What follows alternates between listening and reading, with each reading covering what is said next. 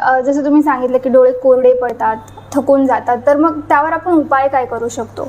एक उपाय म्हणजे मोबाईल किंवा लॅपटॉप हा कमी बघणे. पण आता ज्याचा व्यवसायच तो आहे, ज्याला 12-14 तास त्याच्या समोरच बसायला लागतं, तर छोट्या छोट्या काळजी घेऊ शकतो. एक तर आपण जो 20-20चा रूल म्हणतो, किंवा दर 20 मिनिटांनी तुम्ही ॲटलिस्ट 20 सेकंद ब्रेक घ्या आणि लांब 20 फूट बघा.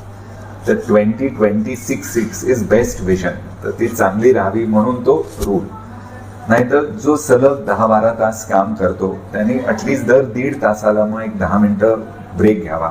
आणि त्या ब्रेकमध्ये डोळ्याचं काही काम करू नये. म्हणजे लोक ब्रेक घेतात, पण कोण मग तेवढ्या त्याचं व्हॉट्सअप बघून घेतं, कोण ईमेल चेक करतं, कोण टीव्हीवर काय क्रिकेटचा स्कोर झालाय, नवीन बातमी काय आली ती बघतं, कोणी पेपर चाळतं. तर तो आपल्या मेंदू करता हा ब्रेक आहे, तो आपल्या डोळ्याकरता हा ब्रेक नाही. अच्छा. दुसरं, तुम्ही डोळे मध्ये मध्ये मिचकवा. दिसायला थोडं विचित्र दिसतं, पण दोन्ही डोळे मिचकवतोय आपण, एक नाही. तर यू ब्लिंक फ्रिक्वेंटली, पाणी भरपूर प्या. नंतर लोक कसं ते keep on steering and working, तर that makes the eyes go dry.